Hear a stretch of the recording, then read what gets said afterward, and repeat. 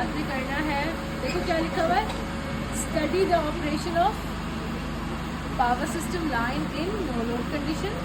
ठीक है, you are not suppose to connect the load at the moment, you are just having a motor generator set, transmission line segment, and that's it. And find out the no load current of the transmission line. You just need to know the transmission line, the segment, and how much current is it taking from the source side, because you know transmission line is being energized by some kind of source, and transmission line itself has three elements, R, L, and C. So part of the energy is coming from the source side, and part of the energy is coming from capacitors, which after being charged will be giving a proportion of the current to the main current value. ठीक है, तो हमने ये note करना है कि क्या transmission line no load condition पे उसकी जो आई नॉट की वैल्यू है, नो लोड कंडीशन का जो करंट है उसकी वैल्यू क्या आती है, what would be the power active power value and what would be the reactive power value at the sending side, because the receiving side is currently at the moment is disconnected. अब देखिए, this is your motor generator set which is coupled, and this is the SCADA system. SCADA पे इसमें हमने कुछ नहीं किया हुआ, everything is already there. हमने बस इसको ऑन किया हुआ, सॉफ्टवेयर के थ्रू रन कर रहा है. हमने आगे क्या किया, हमने इस बटन को पुश किया है, I mean not pushed it, we actually switched it, ये पुश बटन नहीं है, नॉर्मल बटन को स्विच किया है. अच्छा, यहाँ पर आप देख लीजिएगा कंट्रोल्स की थोड़ा सा फोकस अगर हम करें, ये नॉब्स की सेटिंग देखें, आगे आ जाए ना. देखो हमने क्या किया हुआ है, लोकल कंट्रोल मोड किया हुआ है. लोकल कंट्रोल मोड का मतलब क्या है कि हम जो है वो फ्रिक्वेंसी और वोल्टेज को इस नॉब के थ्रू सेट कर सकते हैं इंस्टेड ऑफ गोइंग टुवर्ड्स, क्या लिखा हुआ है ये, SCADA. अच्छा, यहाँ पर आप देख लो ऑटोमेटिक एक्साइटेशन कंट्रोल पे हमने नॉब नीचे की हुई है, और ऑटोमेटिक स्पीड कंट्रोल भी हमने नीचे की हुई है. इसका मतलब क्या है कि जो एक्साइटेशन इसको जनरेटर सेट को मिल रही है, it is going to adjust by itself when we are just turning up this knob to set a particular frequency. For example frequency 50 hertz हमें सेट करनी थी, तो हमने 50 हर्ट्ज के लिए यहाँ पर इस नॉब को रोटेट किया, तो it by itself has adjusted its RPMs so that it has given us 50 Hz. ठीक है, इसी तरह से वोल्टेज का नॉब है, वोल्टेज हमने कितने पे सेट किया हुआ है, यहाँ पे अराउंड 400. ठीक है, तो वो नॉब हमने यहाँ से जब उसको सिलेक्ट किया है, एक स्पीड कंट्रोल है और एक वोल्टेज कंट्रोल नॉब है, तो हमारे पास automatically the RPMs and the excitation value has adjusted itself without the need of SCADA और प्रोग्रामर. ठीक है, ये हमारा मैनुअल मोड पे टोटल वर्क कर रहा है. ये नॉब्स आपने देखी है.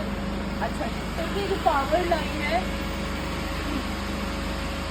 This is actually the power module जहाँ से हमें पावर मिल रही है. अब हमने क्या कैश पावर को यहाँ से उठाया है, ठीक है, और कहाँ फीड कर दिया, इस वाले पैनल.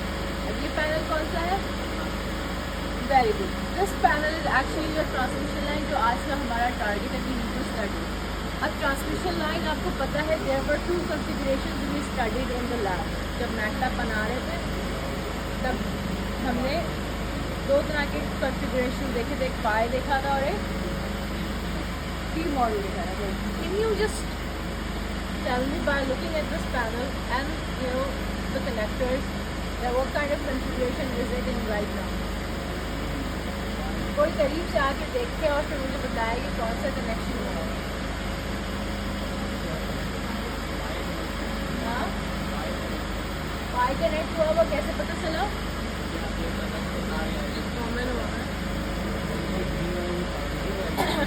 अच्छा, ये तो हमारी सप्लाई इन हो रही है इस वाले पोर्शन के अंदर. फिर ये जो हमारी सप्लाई सेंडिंग साइड का जो वोल्टेज है ना, यहाँ पे देखो कहाँ जा रहा है ये सारा का सारा, ये पावर एनालाइजर है. अभी हम सेंडिंग साइड रीड कर रहे हैं, तो सेंडिंग साइड मेरा कनेक्टेड है, और ये मुझे P1, Q1, I1 voltage frequency जो भी है तीनों फेजेस की, वो मुझे क्लोजर करके बता रहा है. तो this is is my measuring instrument. इसका एक पोर्शन जो है वो, एक पोर्शन इसका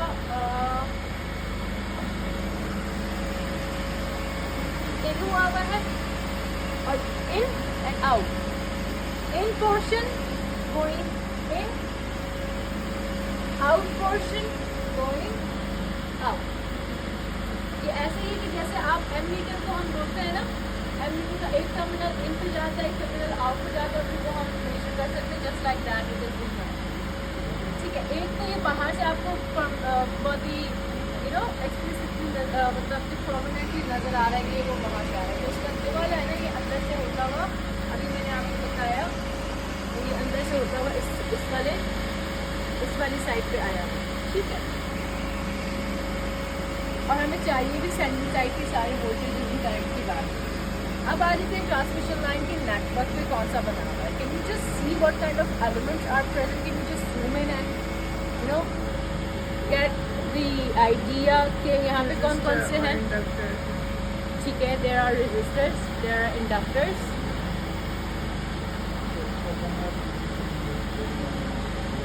और क्या लग रहा है? Do you find any capacitors here?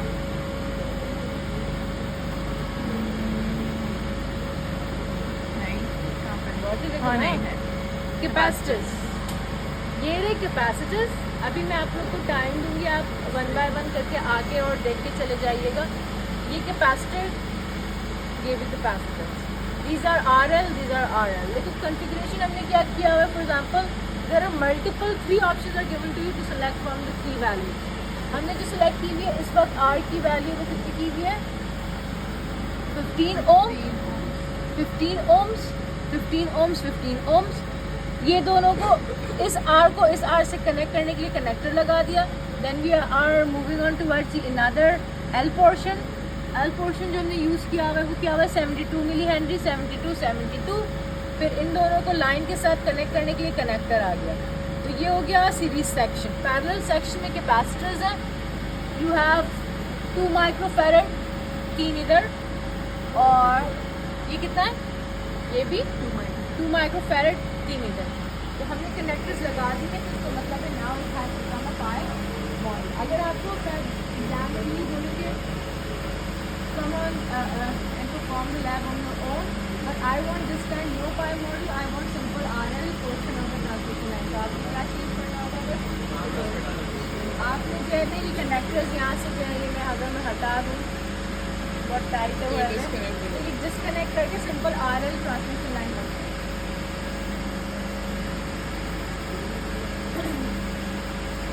अच्छा, ये पोर्शन जो है वो ये एक्साइटेशन इस पैनल को एनर्जाइज कर रहा है, क्योंकि इस पैनल के अंदर जो है वो itself कुछ IC और कुछ मॉड्यूल्स हैं, तो उनको एनर्जाइज करने के लिए हमें यहाँ पे सप्लाई दी हुई है।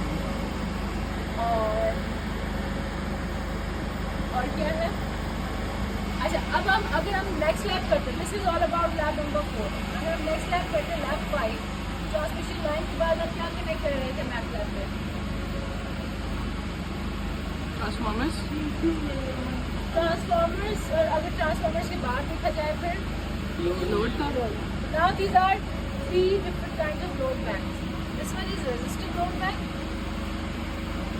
resistors module, ठीक है। This one is inductors module and this one is, ठीक है।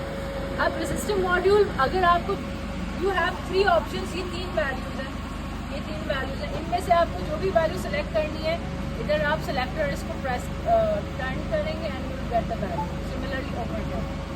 और फिर इन दी एंड चूँकि अगर हम लैब 5 करते होते तो हम सेंडिंग के voltages, currents and all that we know it from this power analysis, but we want to know about the receiving values as well.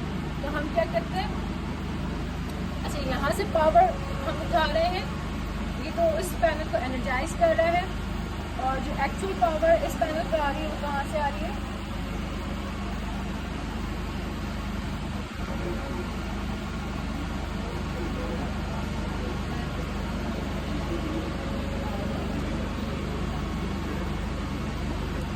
वो ये इस पैनल को एनर्जाइज कर दिया आपने थ्रू हेयर, इस पैनल को को एनर्जाइज कर दिया थ्रू हेयर और इस पैनल को एनर्जाइज कर दिया थ्रू हेयर।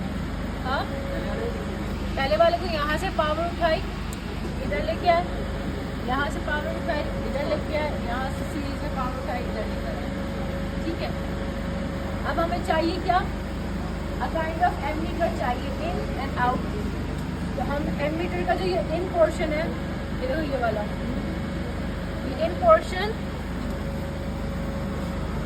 फॉर एग्जाम्पल इधर जा रहा है। हाँ,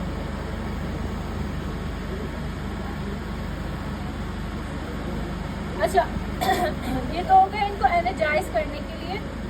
ये वाला पोर्शन है इनको सीरीज कनेक्ट करने के लिए, बैंक्स को। तो बैंक्स को हमने सीरीज कनेक्ट किया हुआ इस तरीके से। अगर सिंपल आपको आरएल बैंक चाहिए होगा तो आप ये दो सीरीज कनेक्ट कर दोगे, यहाँ से ये वाला हटा दो, या अगर आपको एलसी चाहिए होगा तो आप ये वाला हटा दोगे ना, you will be putting it in. These are your you know series connection point. अच्छा मैं ज़रा इसका वो देख लूँ, इन्होंने एनालाइजर कहाँ पे लगाए, क्योंकि कैपेसिटेंस मॉड्यूल अगर हम इंक्लूड कर रहे हैं तो एक हम इन जो है हमने उधर लगा दिया फर्स्ट आर के साथ, और एक आउट लगा देंगे हम यहाँ पर। हाँ, इस तरीके यहाँ पे आपका सेगमेंट, और इस तरीके आर एल सी, आर का इन और सी का आउट, तो हम यहाँ लगा रहे हैं। ठीक है, और इसका इन इन्होंने ऑलरेडी आई थिंक लगाया हुआ नहीं है, लेकिन हमने उसको लगाना काम होगा। हमने एक इसका हम लगाएंगे उस तरफ, और जो दूसरा इसका है वो हम लगाएंगे इस तरफ।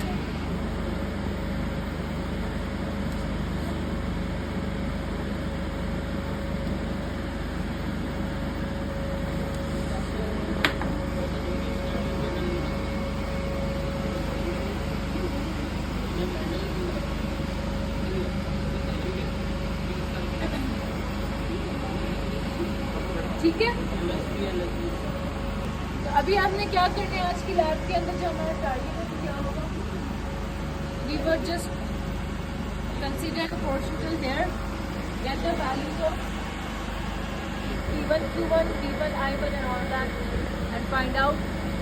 हाँ, आपके मैनुअल में देखो टेबल बना हुआ है, टेबल पे क्या है, पहले कैपेसिटर के बगैर नोट करो वैल्यूज और फिर कैपेसिटर्स के साथ, तो हम उसको वन बाय वन कर लेते हैं। स्काडा क्या है, स्काडा इज एक्चुअली सॉफ्टवेयर जिसमें प्रोग्रामिंग होती है, और उसके थ्रू हम अपने पैरामीटर्स को या इस सिस्टम को की excitation, efficiency, RPMs, voltage level, ठीक है, ये सारी चीज़ें कंट्रोल कर सकते हैं। So it's actually a software, एक पर्टिकुलर एनवायरनमेंट है। अभी हमने इसको नॉब लोकल मोड पे सिलेक्ट किया हुआ, लोकल मोड मतलब whatever we will be doing through these knobs. RPM select करने होंगे या वोल्टेज सेलेक्ट करना होगा तो we will do it. अच्छा ज़रा मीटर्स देख लो। मीटर्स जो है वो वोल्टेज का V1 V2 इधर आया हुआ है, ठीक है, उसमें से एक फेज उठा के हर्ट्ज में दे दो और उसका दूसरा फेज उठा के हर्ट्ज में दे दो। एम्पेयर चाहिए, एम्पेयर हमेशा सीरीज में लगता है, तो एक पोर्शन एम्पेयर का यहाँ आ रहा है और दूसरा पोर्शन एम्पेयर का यहाँ आ रहा है, ठीक है, सही है।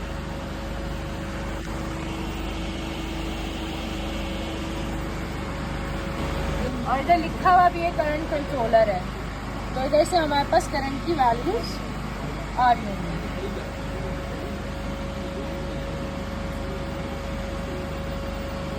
और इधर लिखा हुआ है लाइन 1, लाइन 2, लाइन 3, तो यहाँ से हम वोल्टेजेस कैरी कर रहे हैं और मेजरमेंट ब्लॉक को दे रहे हैं यहाँ से इधर और इधर, ठीक है। अब जरा table number 1, line to line 400 आ रहा है, ठीक है। पहला ब्लॉक क्या है, लाइन करंट। अच्छा, अगर आप लाइन टू लाइन वोल्टेज देखना चाह रहे हो, जो आप पूछ रहे थे V1, V12, V23, V31 कितना 378, वही अप्रॉक्सीमेटली 400 जो उधर एनालॉग पे शो हो रहा है ना। But we want to know some other values. ये आ गई V1 V2 V3 phase values 220 219 around.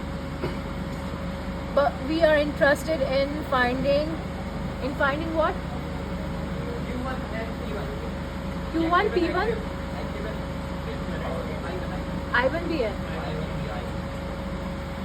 ये हर्ट्ज देखो, हर्ट्ज आ गई फ्रीक्वेंसी 50 हर्ट्ज. पेज हमें फिर चेंज करना पड़ेगा. I1 करंट आ रहा है. I1 करंट लिख लो 0.33 और I2 भी अप्रॉक्सीमेटली 0.32 है और 33 है. बैलेंस सिस्टम है तो कोई एक 32 या 33 लिखो यार. बैलेंस्ड 3 फेजेस है ना.